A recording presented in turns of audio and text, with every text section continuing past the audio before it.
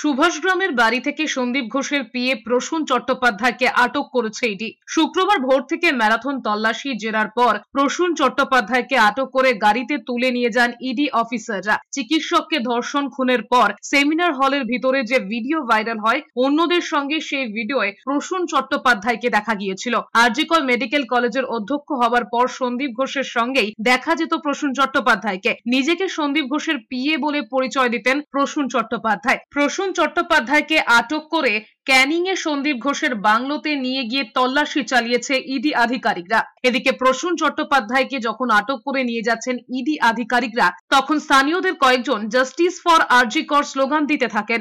আমাদের শুধু একটাই যে যদি ও এই মার্ডার কেসের সঙ্গে যুক্ত থাকে তাহলে যেন শাস্তি পায়, এটাই আমাদের জাস্টিস। আমরা জাস্টিস চাই, পরিষ্কার কথা, জাস্টিস চাই। যদি ওর অন্যায় করে তাহলে ও শাস্তি পাবে, যদি অন্যায় না করে তাহলে শাস্তি পাবে না।